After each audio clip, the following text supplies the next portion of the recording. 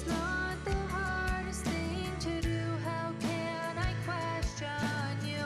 Throw my life into the fray. Let go and live my life your way.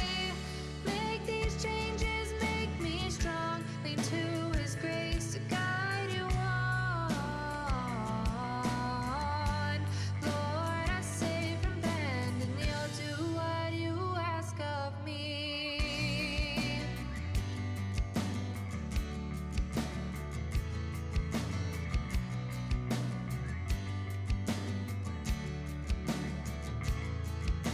Swing these dreams to make me see and believe what you've got coming. Is it worth the time, the fight, your right to ask me to obey?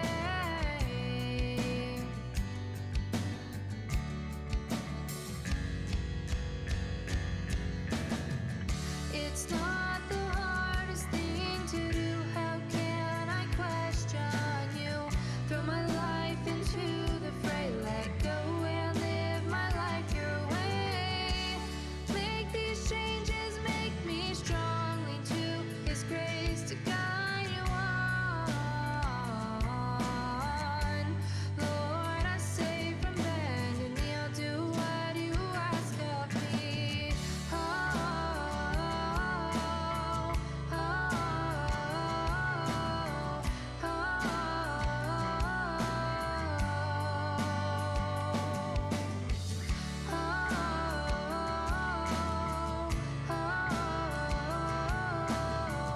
oh,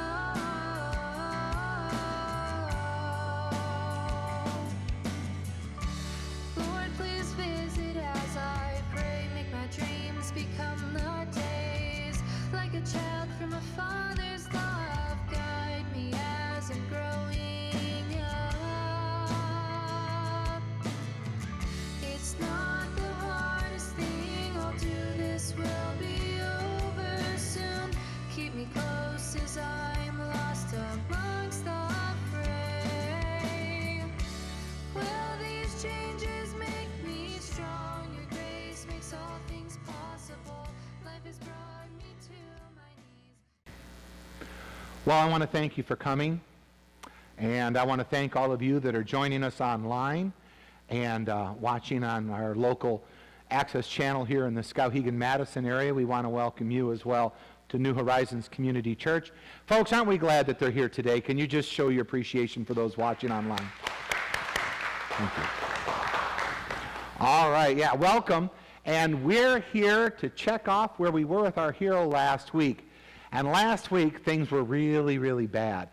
David made this colossal mistake. In fact, if you're just joining us and if you're just back with us, we're in the middle of a series in the life of David, which is going to be great. People have told me they've enjoyed it thus far. And I know that they're a little bit longer, but there's just so much information we want to get out about David. And when we think of David, we think of King David. But before David was a king, you know, he was just a guy. He really was. And last week we looked at where a story began, and he had made a terrible, terrible, terrible decision. The problem with the terrible decisions is that as we go down, oftentimes, what do, folks? We make things worse when we make terrible decisions, don't we?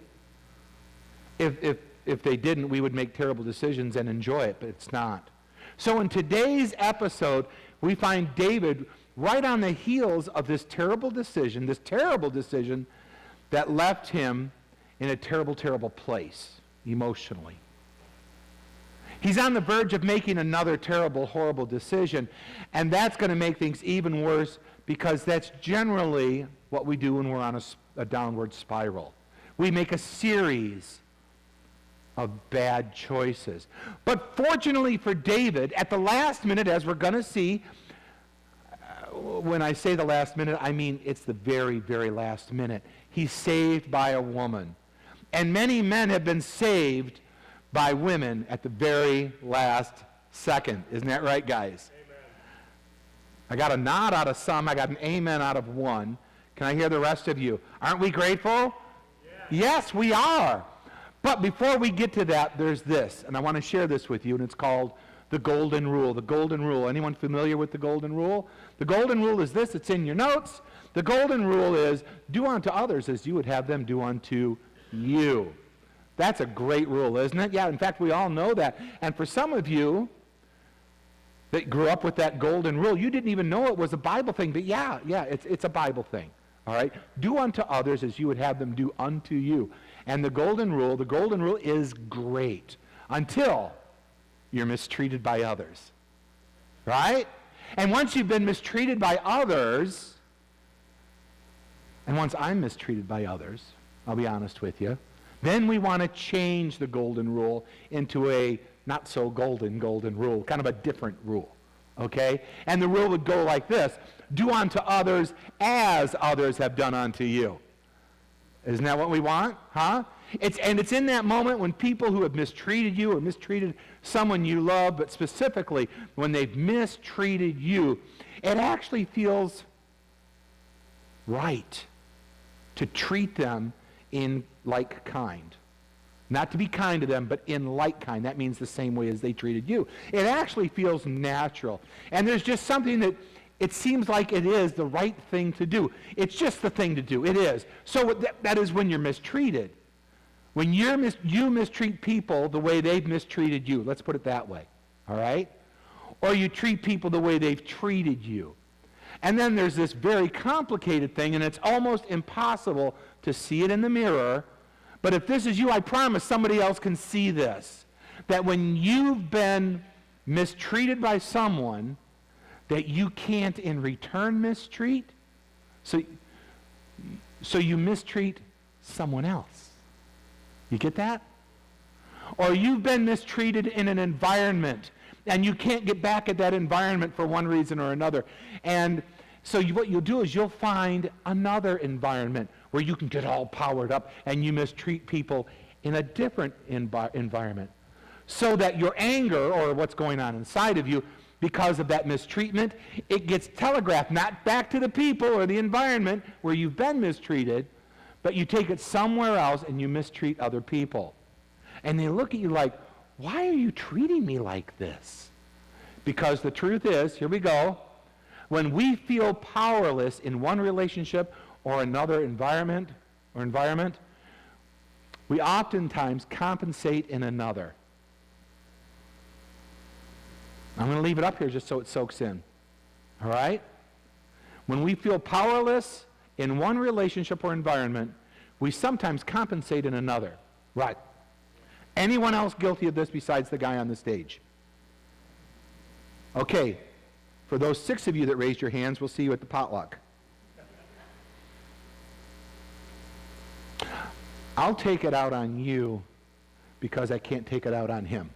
I'll take it out on her because I can't take it out on them.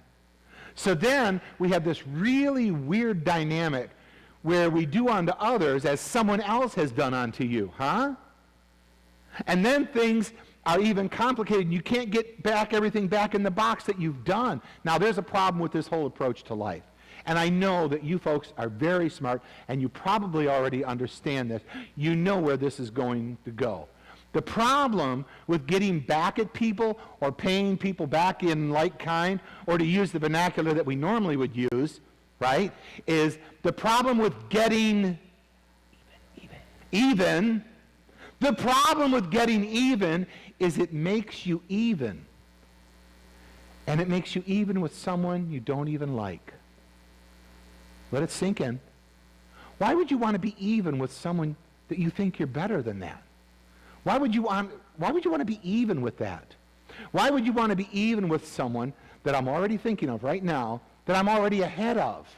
Huh? Why would you want to be like the person that you don't like? Because when you get even, you're acting like the person you don't like. Some of you have never heard this before. I'm acting like the person I don't even like. And that brings us to part 3 of our series on David. Now, real quick, here's a catch-up. The story takes place about 1,000... I prefaced all that to tell this story. The story takes place about 1,000 years BC, which is about 3,000 years ago. And there's so much extraordinary detail. I just have to kind of skim through the rest of the story, so much of it, because there's so many details.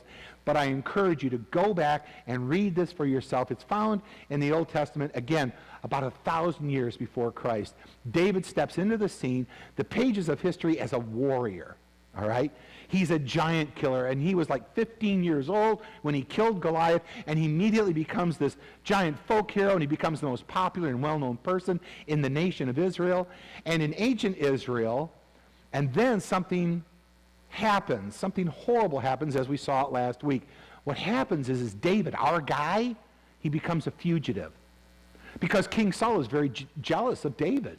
And David marries one of his daughters, and David is best friends with his son, whose name is Jonathan. You're keeping up. I love it. And Saul sees that David is not really this great guy, but he sees David as a threat. And so he runs David out, and David becomes a fugitive. And in today's story, we pick up with David in his, quote, fugitive years, surrounded by his merry men. Not that they wore tights, but they were merry men. All right? They were living off the land. They were trying to stay out of trouble, trying to stay away from the Philistines. That was another nation that were the bad guys. Philistines, ooh, bad. Don't want to be them. But at the same time, not feeling welcome in his own country. So here's where the story begins. A certain man in Maon, okay, who had, is it up there? Yes, a certain man in Maon, who had property there in Carmel. He was very wealthy, and he had 1,000 goats and 1,000 sheep, which he was shearing in Carmel. And when we read that, we think, well, we don't know what that means. But for the people in ancient times, if they heard someone say this, they'd go, wow, that dude is wealthy. So it's a super wealthy guy. And his name is Nabal, N-A-B-A-L, Nabal, or Nabal, or Nabal. And the story continues. And his wife's name was Abigail. Isn't that a wonderful name? I love the name Abigail. And she was an intelligent and beautiful woman, but her husband, Nabal, was surly and mean in his dealings. In other words, he was kind of a jerk. All right? He was heavy, he was harsh, he was a pain in the neck, or wherever else you want to point to. Nobody liked this guy. In fact, his name, Nabal, actually means fool. So wives, don't turn to your husband and say, you Nabal. But it actually means fool. And it turns out that in this story, he was his name. He was a fool. So the story continues. While David was in the wilderness, he heard that Nabal was shearing his sheep. So he sent 10 men and said to them, go up to Nabal and at Carmel and greet him in my name. Now let me just stop and say something really quick about shearing the sheep, okay? And it's really quick, and you'll love this. Some of you might already know this. In the season when the herdsmen or the people or the shepherds, if they had a lot of flocks of sheep, a lot of sheepses, all right, they would, sheepses, look it up. When they sheared their sheep, do you know what that was? That was their annual paycheck. When they got, lots of fleece coming, love it, lots of fleece. It was like a giant annual financial statement. This is when a person with sheep found out just how wealthy they really were. And Nabal was about to find out that he's wealthier than he thought he would be. So this is very generally, it's a festive time. Wouldn't it be cool if all of a sudden you found out you had more money than you thought? Well, that's what happens. Because the owner is feeling generous, the owner is feeling wealthy. So they've come to the end of the season, and basically they're all out, and they're getting this huge fleece paycheck. It's going to be awesome. So he says, go to him and say, long life, go to Nabal, go to him and say, long life to you, good health to you and your household, and good health to all that is yours. So David sends his men to Nabal with this message, and he said, hey, basically, things are going well, aren't you, Nabal? Things are good. High five. Aren't they great? Things have been going well for you, and you just got richer, and you're in a good mood, and now I hear they're going to say to him, this is the next thing, now I hear that it's sheep shearing time. Say that fast 5 times. David knew that. He did. See, when your shepherds, and now this is a message that, again, David had sent to Nabal. He said, when your shepherds were with us, when your boys were out in the fields with us, David and his merry men, we did not mistreat them. The whole time they were in Carmel, nothing of theirs was missing. You get that? So essentially, what David was saying was, through the messengers, is that he sent them and he basically said, you have a prophet, and part of the reason for the prophet is due to the protection of our men throughout the entire year. Because our men were in the wilderness where your sheep were and your shepherds were, and at any point we probably could have taken any sheep we wanted to, but they didn't. So consequently, there is, in a sense, in which we protected your shepherds, and we didn't steal anything. So he goes on to say, he goes, ask your servants, and they'll tell you. Therefore, would you be favorable towards my men, since we come at a festive time? And then he makes the ask. He does. He says, please give your servants and your son David whatever you can find for them. In other words, I'll clarify it. Check this out. Since we were good to you, would you be good to us? You know, doing unto others. You seeing that? All right? Since we were kind to you, would you be kind to us? Since we didn't steal from you, would you be willing to share with us? Knowing that the whole time during this whole season, our men, my men, David would say, we could have taken anything we wanted, anytime they wanted. And there really could be nothing you could do about it. But we chose not to. Why? Because we're good guys.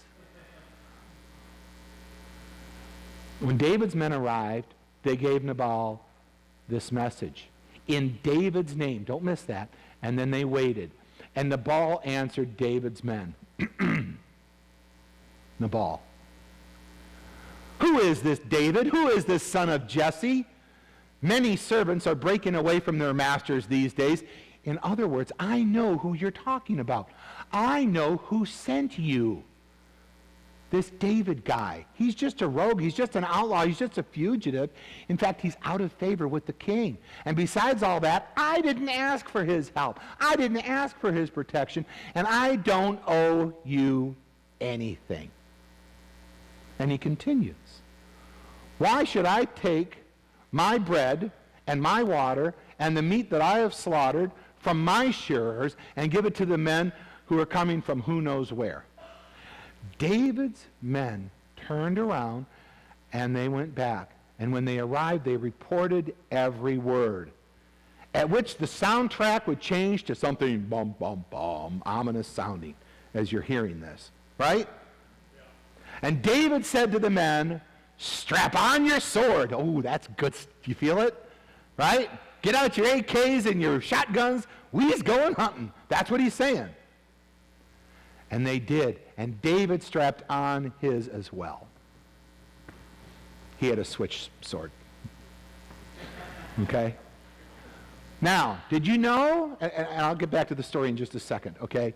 Hello. I'll get back to the story in just a second. Did you know that self-control is actually kind of like a muscle, and you can wear it out? Did you know that? It's true. Oh, it's true. And so is patience, and so is virtue. They're like muscles, and you have to exercise, and you have to find a rhythm in life where you bear down, and you work real hard, and you exercise self-control. And then you got to go and relax, and you got to find something that's fun to do just to get it out of your system. Then there's just this rhythm of life. But eventually, ultimately, if you don't have that good rhythm of life of give and take and getting it out of you, and well, what happens is you can wear all that stuff out. So the best that we can tell from the story of David is David's muscle of self-control is worn out. Oh, did you catch me at a bad time? All right? His patience is worn out. And part of it, maybe, if we were reading into the story again, maybe reading it between the lines, is he's been on the run now for several years. He's having to live off the land where he should be living at home, or perhaps living in a palace, or perhaps even as the king by now. And he has tried to do the right thing. And when he did the wrong thing, he repented. okay? And he's trying not to be on the side of the enemies of Israel. But at the same time, Israel itself won't embrace him as a son. It won't embrace him as the hero that he is. And he's just tired, and he's just worn out. And this is, in some way, this is the kind of like the last straw. You know what I'm talking about? Not that anyone here would have a last straw. Do you know what happens when you go through the last straw? You're strawless. Look out. Right? You got any straws left? Nope. Okay. Maybe, as we mentioned earlier, maybe this is a case where his frustration is getting telegraphed towards somebody that doesn't deserve the wrath that he is about to unleash. Okay? But there's just so much pent-up stuff. This is the last straw. So he says, guys, strap on your swords. I'm strapping on my sword. In our world, before you heard that, maybe you've heard this before, I've shared this with you, that hurt people hurt people. Do you understand what I said? Hurt people hurt people. So if you've been hurt in the past, then you may have to hurt that didn't hurt you. Okay? Did you get that? If you've been hurt in the past by someone, then you may go hurt somebody else that didn't hurt you, because hurt people hurt people. Perhaps this is an example of hunted people hunt people, because that's what David was. All right? Because David is being hunted by King Saul and King Saul's army. And now David, he's going to go hunt somebody. And he feels like they've been unkind or unfair to him. And the cool thing is, we find out in the text a little bit later on, as David straps on his sword, he begins the journey to find Nabal and pay him back for this unkindness, this injustice. And as he considers it, he begins to do what you do, what I do. And we do it. We all are guilty of it. He begins in his mind to justify what he's about to do. He's already building his case, and he begins having this imaginary conversation, kind of building up a head of steam, because again, he's not really sure if this is the thing to do, but oftentimes what we're really not sure that what we're about to do is the thing we ought to do. But we talk to ourselves, don't we? We talk to ourselves. And we talk ourselves into stupid things, don't we? Yes, we do. We talk ourselves, and he talks himself into this. And in just a minute, the text we're going to look at, actually we get an insight to what David is telling himself as he moves into this horrible direction. Now, fortunately, there are other characters in this story. The story continues. One of the servants, and this is one of the servants of Nabal, and one of the servants of Nabal told Abigail. Abigail was Nabal's wife, right? Right. And so told that David sent messengers from the wilderness to give our master, Nabal, greetings, and he hurled insults at them. So this servant was there, and he saw what was happening. David's men came, and they were super kind. They were nice. They were very polite. They said, hey, you've got a little extra. Could you share a little with us? And so the servant saw this exchange, yet these men were very good to us. And so now this servant of Abigail says, look, what the men of David said was absolutely true. These men were very good to us. They didn't mistreat us. And the whole time we were out in the fields, we were very vulnerable. And the whole time we were out in the fields, nothing went missing. In fact, night and day, they were all around us. The whole time, they were helping us herd the sheep near them. And it was as if David sent his men to protect our herdsmen, to protect our herd and protect us from other robbers or other animals. And the fact that they didn't just steal from us, was really quite amazing. And then the servant says to Abigail, think it over. Think it over and see what you can do, because disaster is hanging over our master's head and his whole household. That would be us. He's such a wicked man that nobody can talk to him. And then the text tells us that Abigail acted quickly.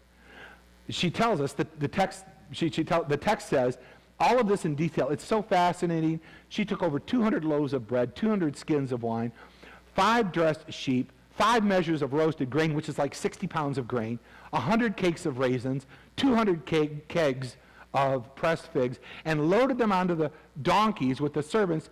And she told those servants, go on ahead and I'll follow you. But she didn't tell her husband Nabal. Smart woman. The text continues. All this detail, all this drama, you should read your Bible, or at least you should read. I think it's fascinating. Isn't it fascinating? And the story goes on, as she came riding her donkey into, you get a kind of picture of this, okay? So there's this ravine, and David and his men, they're kind of snaking down this ravine, because you don't go straight down, because that's how you kill your animals. You go on an angle, right? Just like roads don't go straight down, you got to twist and turn. And they're coming down into this fertile valley where the sheep shearing's going on. And she came riding her donkey into a mountain ravine, and there was David and his men descending toward her. So she makes a snake she sees the snake of his men, and they're all armored up to the teeth. They are, and they're ready, and they're headed towards the village where all of this is going to take place. And when she got there, she met them. Now, here's the cool thing. Check this. This is where the story tells us of what David is thinking. Because he had this long journey, and he's built up a whole head of nonsensical steam. Aren't you glad men don't do that anymore? Okay? I don't know why you people marry us. I really don't. Okay? Because he's about to go butcher some innocent people. He's about to butcher people he's never even met. And he's about to let loose his rage that's been building up in him, perhaps all those years from being on the run from King Saul. Remember, displaced, telegraphed, all that jazz? That David had just said out loud. He does this. He shares this. He's kind of just talking out loud to his men. David had just said, it's been useless. Ever use those words? It's been useless, all my watching over this fellow's property in the wilderness, so that nothing of his was wasted or missing. And what has he done? How has he responded to my goodness? Do you hear a whole lot of me stuff in there? Me, me, me. And why has he repaid me? He has repaid me evil for good. And he's getting ready. And he's getting his guys ready. This is, you know what? It's going to be tough. But these people deserve what we're about to do to them because their master did it to us. Now, this next part is it's so rich. I'm going to walk you through it slowly. It's really cool stuff. Because this is the kind of thing that if you're reading through the Old Testament on your own, you kind of zip through it quickly. But this is so rich, and I want you to follow this. When Abigail, Nabal's wife, when Abigail saw David, she quickly got off her donkey and she bowed down before David with her face to the ground. Now, this is very strange. Why? Because this is the wife of a wealthy man. Do you understand? And David, he's an outlaw, a fugitive, a rogue, and he's a dangerous person to associate with. And it's just a matter of time before the king's men catch up with David anyway and execute him. And no one will ever speak his name again. And here is this very wealthy woman, married, that is, to a very wealthy and influential person, and she bows down before David. And this totally catches David off guard. And what she begins to do is she begins to treat David as if he is already the man that she hopes he will be. She begins to treat him as if he's already become the man she hopes he will become. Don't miss that. That's powerful. Now, ladies, you need to take note of this. What? Yeah, I'm serious. Because this works on us. Even though we know what you're doing, I'm serious. You can just tell us, right? You can tell, I'm going to do that thing where I make you feel better about yourself than you should. And here it goes. And we will fall for it every single time. we will fall for it. It's like you're patting us on the head, and you're like, you're so strong, I bet you can take those trash cans to the street with one arm.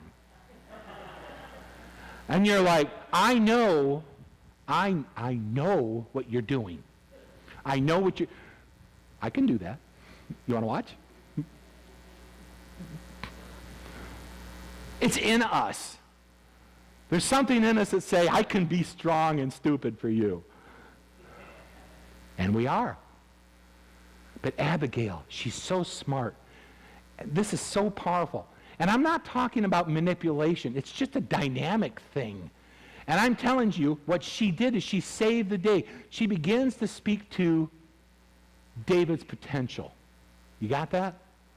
She begins to look past at what he's about to do and speaks about his future. And it's so powerful.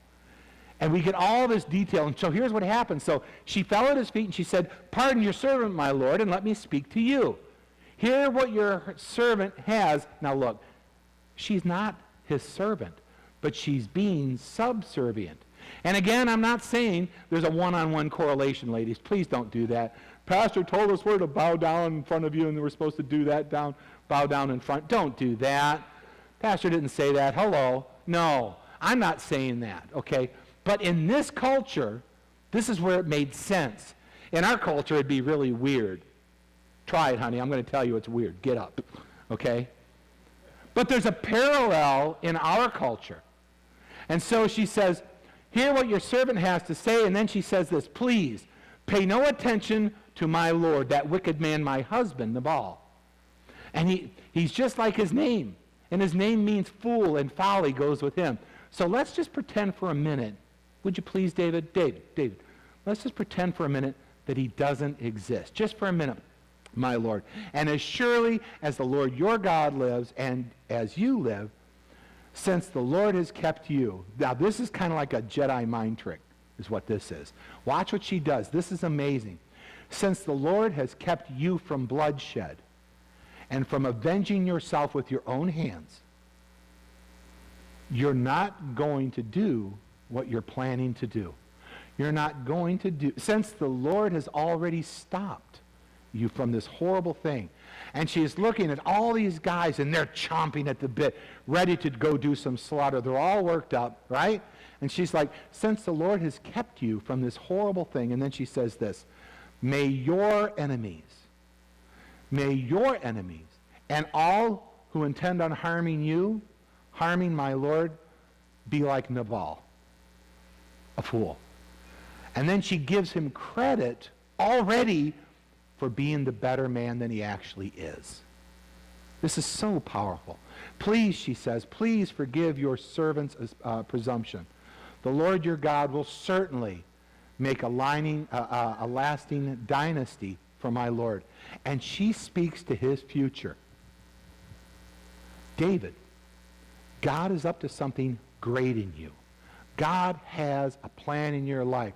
God has a future for you. And here's why. Because you fight the Lord's battles, and no wrongdoing will be found in you as long as you live. David, you're not a wrongdoer. You're a good man. And then she says, even though, because she knows that Saul is trying to find him, all right? Everybody knows that Saul is looking for David.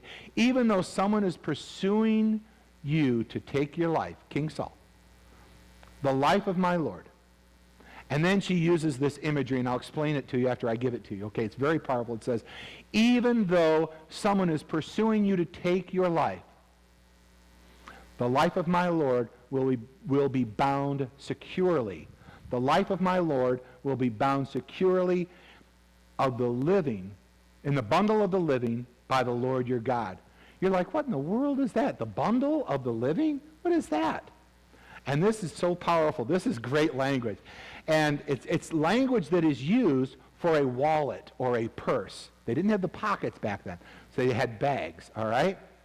And if you were to take something valuable, generally money, and you would put it in the wallet or a bag or a purse, you would wrap cords around it to make sure that that section of whatever's going to go in your bag would be secure.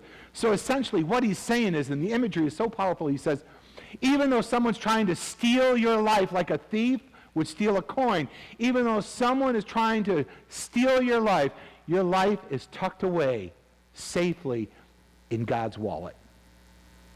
You get that? Your life is buried in the bottom of a woman's purse. Now, I've just got to say something about that real quick. See, Karen's not up here to defend herself, see? Okay, but I have the microphone. My wife is super organized most of the time. She really is. She's like one of the most organized people on the planet.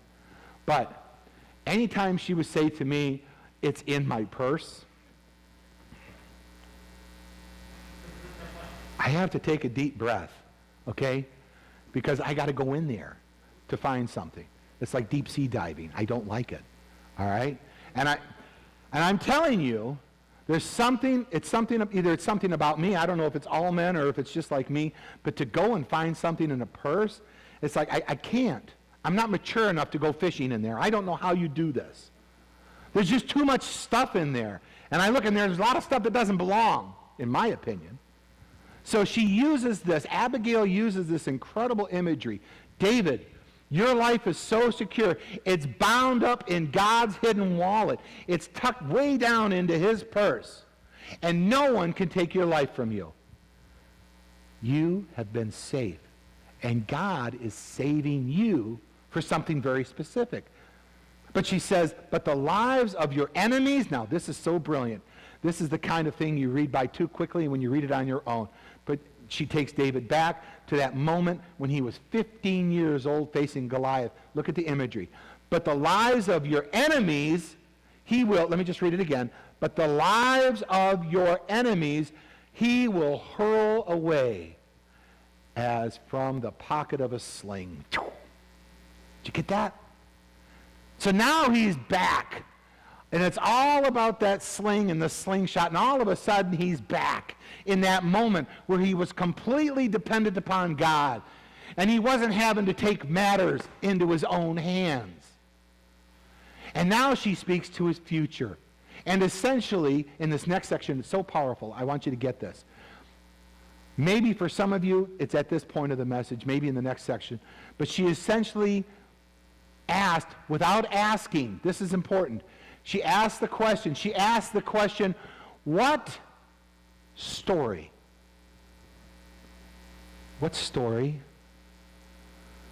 What story do you want to tell when this is nothing more than a story you tell? What story do you want to tell? David, what story do you want to tell when this isn't happening, all the drama? What story are you going to tell when this is nothing but a story to tell? David, when you're looking back at this incident, and this is nothing in the future past, and it's nothing but a story you tell, what story do you want to tell about this moment in time? And here's what she says. Because it's going to happen, when the Lord is fulfilled from my Lord, every good thing he promised concerning him has been appointed him ruler over Israel. In other words, one day, listen, I know you're on the run, I know you're angry, I know you want to go slaughter some people because you've been mistreated, but one day when you are the king, my Lord will not have on his conscience the staggering burden of needless bloodshed or having avenged himself. I mean, he's just melting. Right? He's just melting. And she goes on. And he's melting, and David's like, one day this is going to be nothing but a story that you tell. And what you do in this moment is going to be a permanent part of that story. And I'm believing that you're going to change your mind because you don't want to tell the story of needless bloodshed. Do you? Wow. Abigail's pretty sharp, isn't she? Isn't she? And suddenly David comes to his senses and his emotional temperatures. You know when you're angry or when you're mad, you get what's called this temperature thing. And some people, I used to see it when I worked with law enforcement, just before a confession, they would have the thermometer, and they would turn red up here, and just as they confessed, you'd see this red go away. David had the thermometer going. He was so upset, and he was red. And next thing you know, she gives him this little gem of God, and it just goes away. You know that's what happened. You know? You could feel his muscles relaxing. He wasn't all like men like to do. The temperature starts to drop, and he sees things in a brand new way. And David said, check this out. And this just makes me want to weep almost. It's so good. David says to Abigail, "Praise be to the Lord, the God of Israel, who has sent you today to meet me." I don't know when the last time you turned to your wife and said, "Thank God for you." You got a birthday coming up. It might happen. I have been saved by this woman, this intelligent woman. And he says to her, "May you be blessed for your good judgment." You had good judgment. I didn't. And you didn't keep it to yourself. And sending all that food down here before you got here, that was that was brilliant. You bowed down before me. You just threw yourself, and it totally threw me off guard. I don't know what to do. You threw me. I didn't know what to do. And you know what I was? I was putty in your hands. Right? And now I see the way you see. Praise be to God for sending you to me at such a time as this, for keeping me from bloodshed this day and from avenging myself with my own hands. He knew better. And then David accepted from her hand what she had brought him and said, "Go home in peace." Wow. "I have heard your words, and I've granted your request. I'm not going to destroy your husband, and I'm not going to destroy your household." Now, Abigail, she's so smart. Look what happens next. You know what happens next? And this next part's amazing. You want to know? Okay, good. I just want to make sure. When Abigail went to Nabal, you know, the fool, right? She was in the house. Yeah, he was in the house, and he's holding a banquet like a king would hold, and he's in spirits, and he's very drunk. So she gets back, and he's just throwing this huge party. There's probably a piñata or something up there, because you got to have piñatas and parties. Okay, so he's drunk, and she thinks this probably isn't a good time. No, this probably isn't a good time to tell him what just happened. So she told him nothing until daybreak the next day. And so this is so cool. So she waits till he's sober in the morning, right? When Nabal was sober. And his wife, this is so cool, his wife tells him all these things, and his heart failed him, and he became like stone. And about 10 days later, the Lord struck Nabal, and he died. Isn't that great? Isn't it great? I think it's awesome. Okay? Oh, there's even more cool stuff. Check this out. And then David sent word to Abigail, asking Abigail to become his wife. Huh? She brought him food. She bowed down. Who wouldn't marry her? So in the text, Abigail quickly, she saw a good king coming when she saw it, right? Quickly got on a donkey and, attended by her 5 female servants, right? Her posse, right? Went with David's messengers and became his wife, and they lived happily ever after. The end. Isn't that great? Well, I made up the happily ever after and part myself, okay? That's not there, the happily ever after part. But the rest of it is, he married her, and just to make sure we put it in the proper context, all right, she became one of his wives. And when you become one of someone's, nobody lives happily ever after. When you become one of somebody's wives, and I'll let you read the rest of this story, and we'll talk about that later on. But in summary, here's what we have, all right? We have 3 characters. We have 3 responses. We have 3 characters, 3 responses, but only one hero. Nabal, what does he do? He returns evil for good. It's in your notes. Because David took care of his stuff, and he said, hey, I'm not going to share with you. David was about to return evil for evil, which makes sense, especially in this day and age in which they live, right?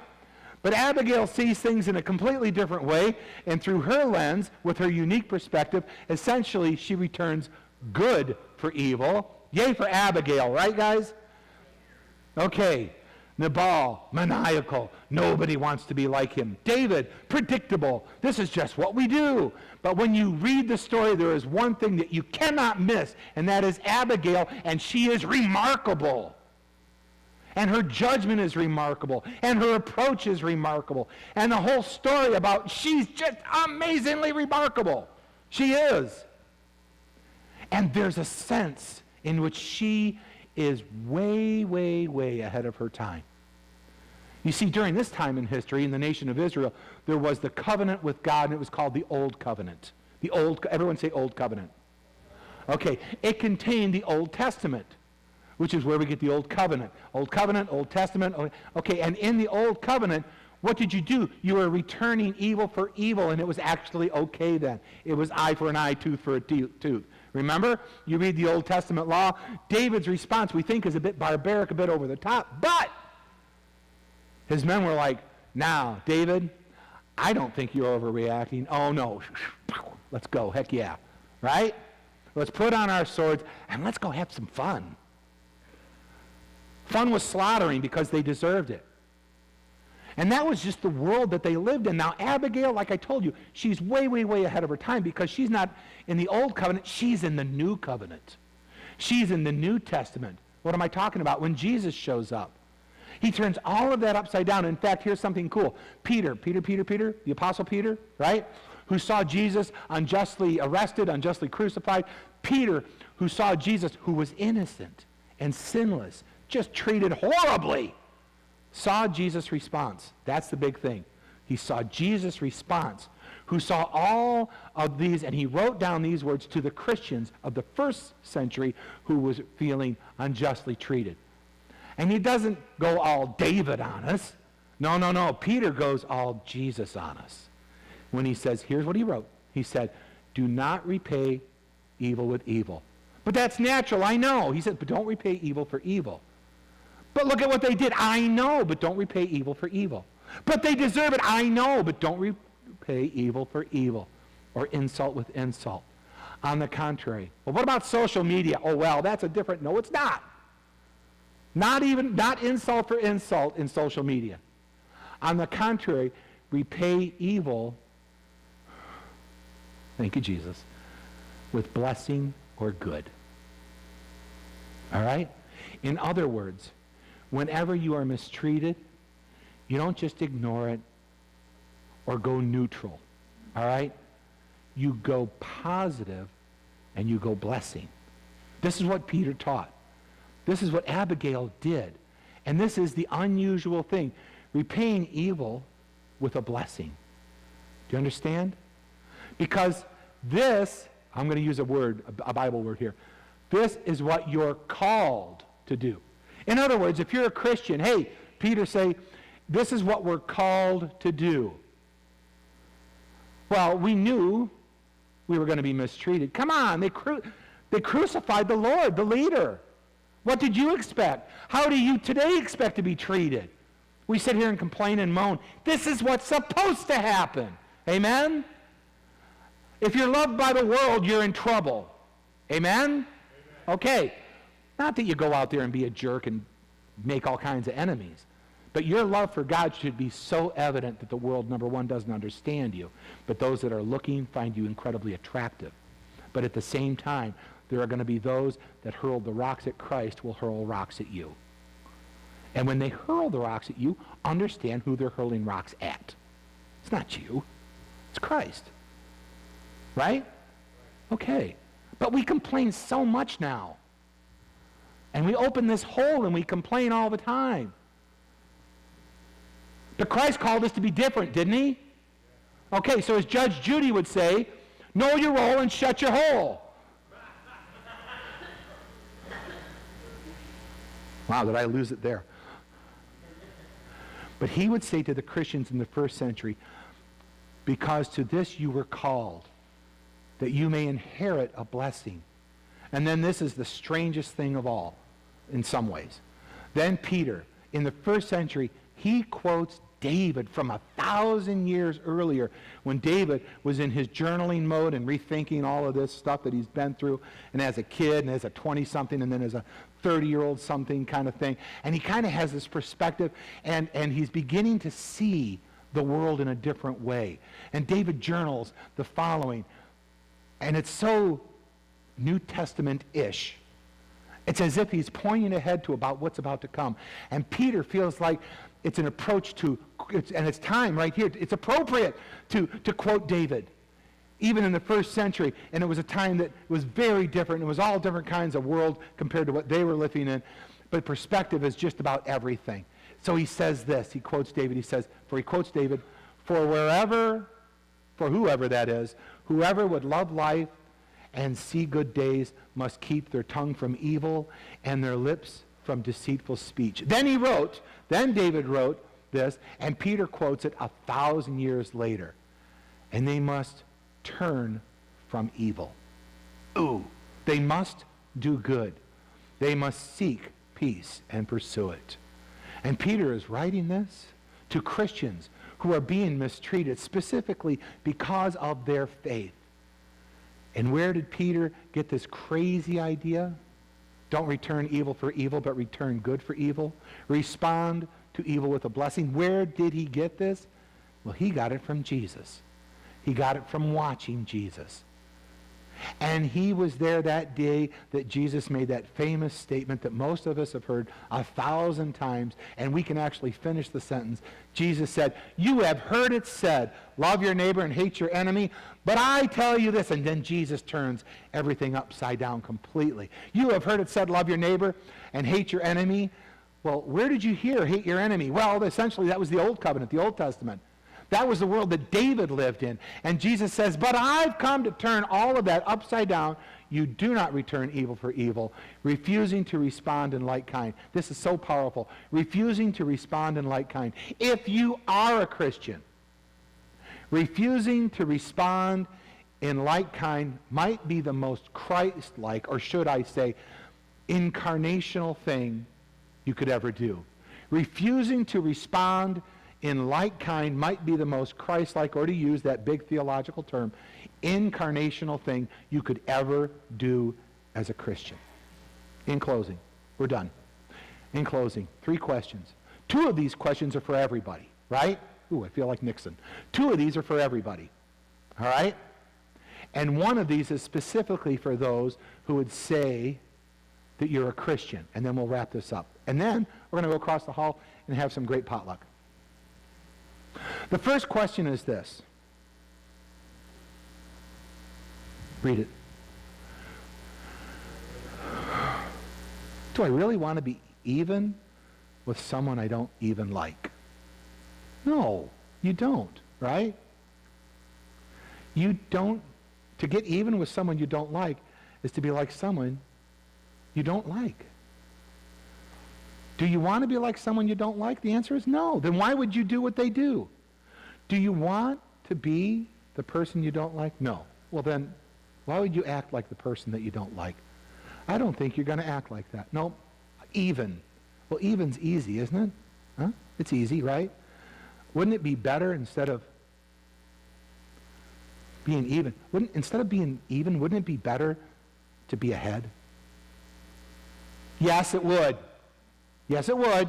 Getting even's not good. Do I need to preach this all over again? Oh, no. And you know how you pull ahead of that person? You know how you pull ahead of that person? You pull ahead of them by refusing to get even. The second question is this. What story do you want to tell? Going back to the life of David. There he is, sitting on his mule. Perhaps he can see the smoke from the campfires where they're shearing the sheep. He's just a few hundred yards away from a different kind of story. And Abigail stops him and speaks to his future. And she says, do you really want this to be on your conscience? Do you?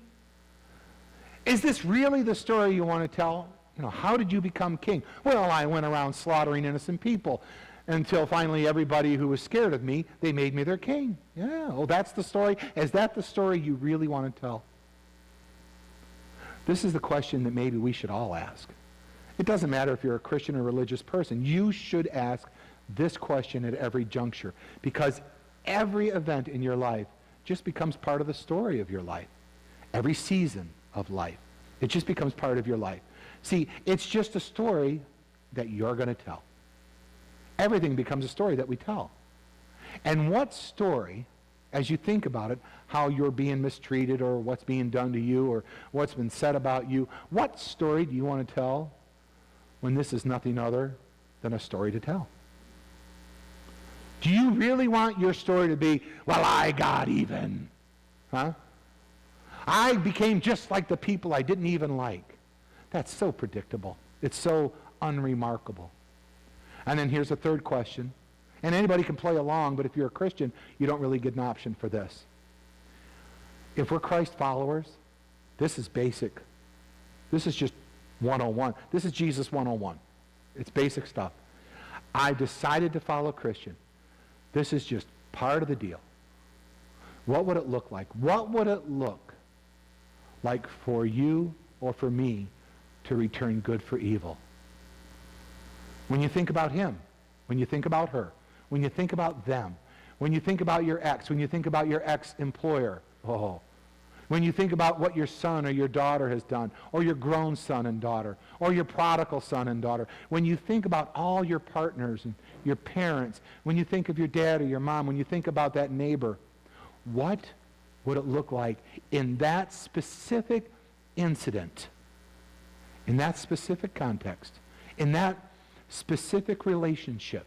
What would it look like to return good for evil? Or to use Peter's words, what would it look like for you to be a blessing to someone who's hurt you or offended you? Not just do nothing. We're not talking about that. We're not going to just ignore them, but to be proactive and to do something, to actually do something. Understand that to do nothing, that's mercy. Right? Here's what you deserve. I'm not going to give you what you deserve. That's mercy. But to actually do something they don't deserve, that's grace. And if you're a Christian, this is how that story that I've just shared for the last hour intersects with our story of salvation.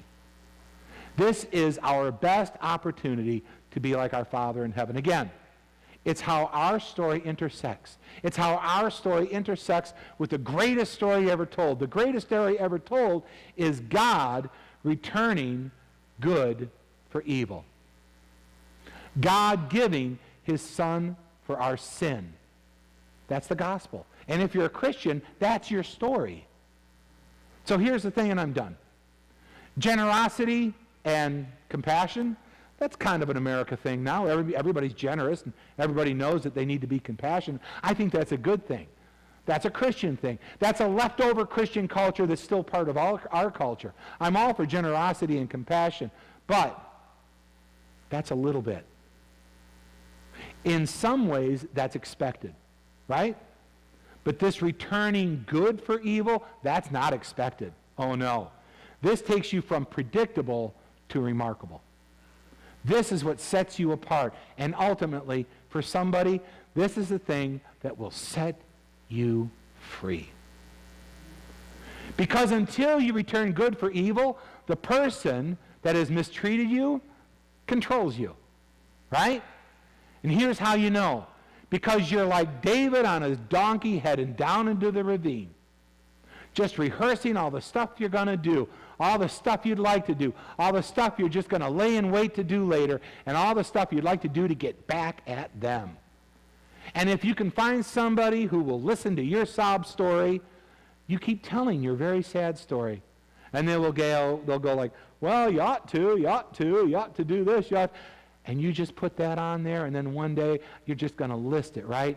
And the only way to get free sometimes is to proactively do something exactly what they do not deserve for you to do. Just like your Father in heaven. So here's what David would tell us. Here's what Abigail would tell us for sure. Don't settle for even. And don't settle for predictable. And don't write a predictable story.